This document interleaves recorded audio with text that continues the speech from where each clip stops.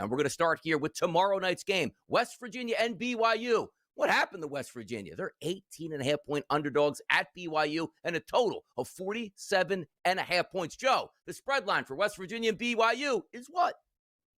Yeah, well, it's going to be increasing here, Donnie, as the Mountaineers. Remember that when they beat Pitt in that backyard brawl? Remember? Yeah, that feels Big like time. 3 years ago because ever since that time, Donnie, they've been outscored 89-24 in their other two conference games since here. Their starting quarterback didn't play last week. Doesn't look like Rich Rod is going to roll him out here. This week looks like he wants to see what else he has in that quarterback room here, which is not a good sign as we head into week 6. The Mountaineers offense, Donnie, has scored fewer than 14 points in 3 of their last 5 games because the offense, well, what's the word I'm looking for, is horrific. And BYU, on the other hand, great defensive team, figuring it out on offense. Points are going to be very hard to come by in this game, which is why we have seen, Donnie, the under seem to get a little bit of love here. We know this 18.5, 19.5.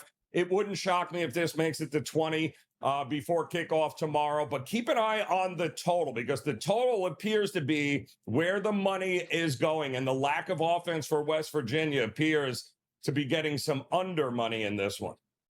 Ooh, James Franklin backers rise to the occasion this week. Why? Penn State's playing a team they should crush. Would they typically like to try to crush those football teams? A devastating loss to Oregon at home. Now you got to fly out to the West Coast. And I remember also James Franklin crying about flying to the West Coast because the airport closest to Happy Valley and Penn State doesn't have a long enough runway, so they got to take another trip to like Harrisburg to get a long enough runway. Don't make it make sense because it doesn't. But the spread line this week is Penn State open up around a 27.5, 28-point favorite. It's down to 24.5 and a total of around 49.5 to 50.5, depending on where you're shopping. Penn State looking to bounce back versus UCLA. What's the spread line here, Joe?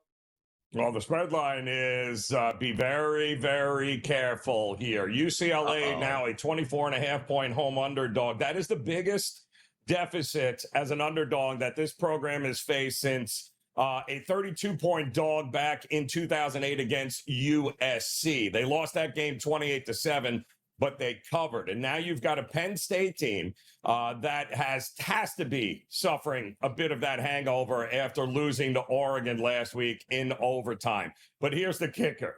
Penn State is, and a priceless stat here, Penn State is 10-20, 33.3% against the number, coming off a straight-up loss since 2015, Donnie.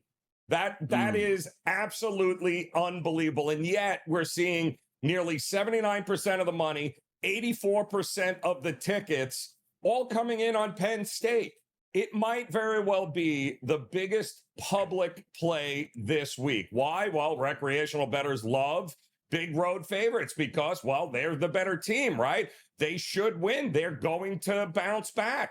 The problem is the point spread is the great equalizer. Tread very carefully with Penn State this week. They'll win, but UCLA's got nothing to lose, and I'm not running into the window to lay over 3 touchdowns with Penn State.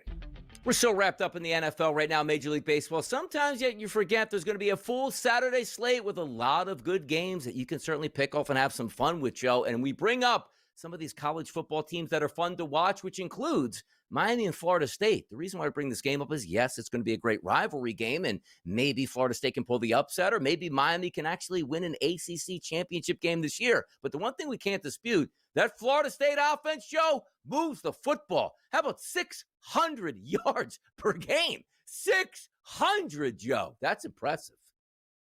Yeah, but they also haven't really played anybody since Alabama way back in that first game, which feels like an eternity ago. But there is no doubt that Florida State offensively with Gus Malzahn as the OC here and Tommy Castellanos, they are able to run teams over with that inside zone that he loves to run, that he did at Alabama and other places there, UCF.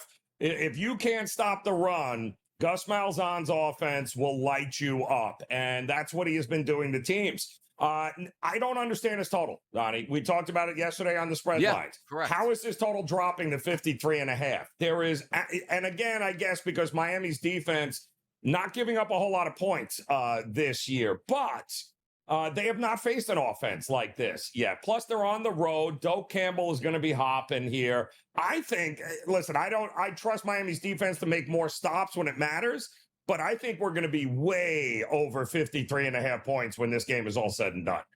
Sounds like it, too, because understand this. You got extra rest for Miami, so extra time to prepare for Florida State, get that game plan in. And also, you had a Friday night football game, which Florida State lost to Virginia. I sort of wish they won that because you would have been looking at, Joe, 2 top 7 football teams, if you will, that would have been colliding this weekend, would have been a little bit more fun. But still, there is a rivalry. How do you feel about that -4.5? Because that's not really moving all that much. And by the way, most of the ticket counts that I'm seeing coming in on Florida State, but a line that opened up at 3.5 now sits 4.5 for Miami.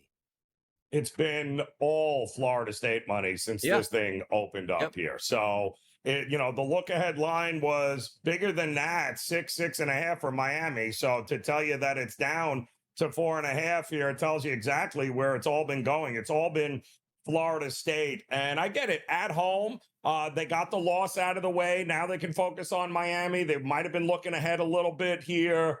Yeah, it's. I think Miami makes enough plays to eventually win and cover this game, but I think the total is the value play. How about another fun game here? Indiana and Oregon. 2 good offenses going to go toe-to-toe. This one, Joe, 52.5 as we look at it, and Oregon as the favorite at -10.5. Actually, hold on. Am I doing the right game right now at this point? Indiana, Oregon? Is that what we got? Yeah, that is not correct. I don't believe there, but that's okay. I mean, we can. Yeah. We're previewing. Yeah, we can. No, hold on. This is 2 weeks in advance, Joe. I'm looking at this going, man, this missed my board right here. Indiana, Oregon is going to be a fun game to break down for 10-11, a week in advance. Look, Joe, we have the people set up so well that we're going a week out in advance at this point. I love to see it. I was like, how did I miss this game? I'm like, my goodness, how did we miss this game? I'm like, oh, yeah, that game didn't happen yet. But we will cover that game in big, and I mean in a big way in a couple of weeks here. Love to see it here. Let's head back down to the SEC and get back into a game that will be played this weekend. That's Vanderbilt and Alabama, Joe. 2 teams ranked. Well, yeah, Alabama plays ranked teams all the time. They never play Vanderbilt when they're ranked. Could it be back-to-back performances where Diego Pavia and the Commodores beat Alabama? This time they'll have to do it in Tuscaloosa. A 10.5-point favorite for Vandy, a total of 55.5. Kalen DeBoer, you lose this, you lose your job, pal. Yeah, well, we've seen Vandy taking the money here. Alabama opened up as a 12-point favorite, 12.5-point favorite in a lot of spots, and we've seen nothing but Vandy money dropping this thing down. Listen, Alabama held on for dear life against Georgia in that game in the second half there, but they were able to get the win here. And Vandy and Clark Lee and Diego Pavia, listen, they're playing with house money, and they're playing like it, Donnie, like they've got nothing to lose, which makes them extremely dangerous. I still have some questions about this Bama team and the quarterback play, but I understand why the market is running towards Vanderbilt right now, but I do think the Bama money comes in late here, Donnie.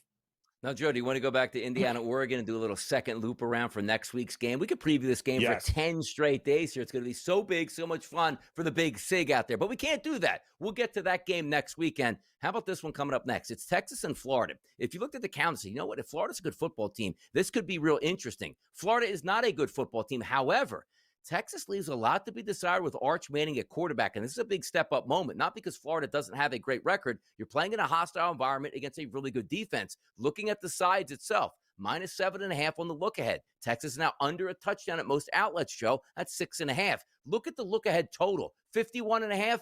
That's down to 41.5 for a Steve Sarkisian offense and a guy that we thought might be the Heisman favorite entering into the season. Texas and Florida from Gainesville. Expectations, Joe, or what? Not a lot of points. Look at that total, 41.5 here, Donnie. And this is another dead under.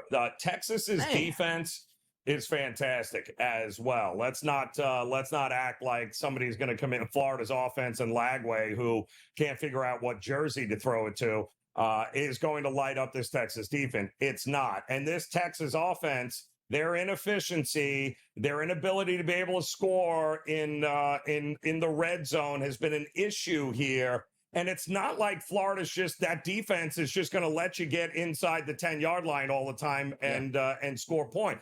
They are elite, this Florida defense here.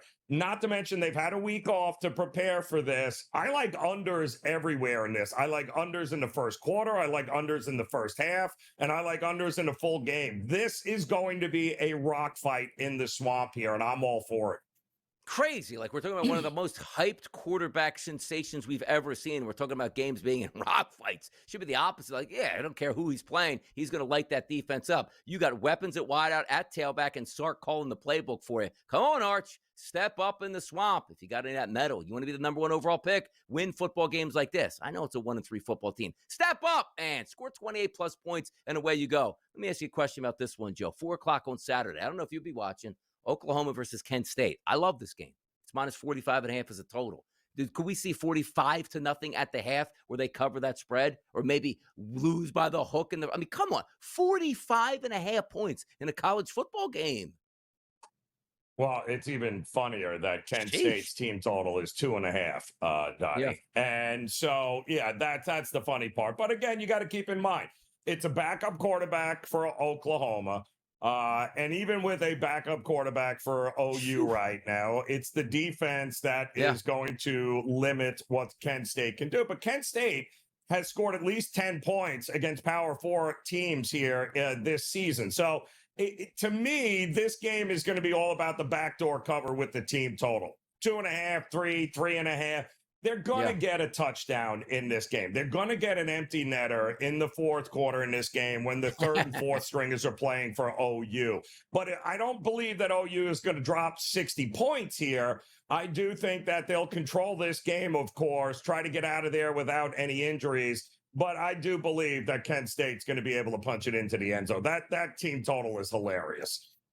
Over 3.5 at plus 132. It's almost like they're baiting, because the chances of you go, they'll get 250. No, they're not going to kick 250. Trust me, that would be interesting if this game was, 61-3 with 30 seconds left to go, and Kent State lines up for a 51-yarder to try to get to that 6 points here. Then you might have an investigation to see who's actually on what in that game. But those are interesting to watch, where very rare you see a team, not first quarter, not a team total for the game at 3.5. That's absolutely incredible here.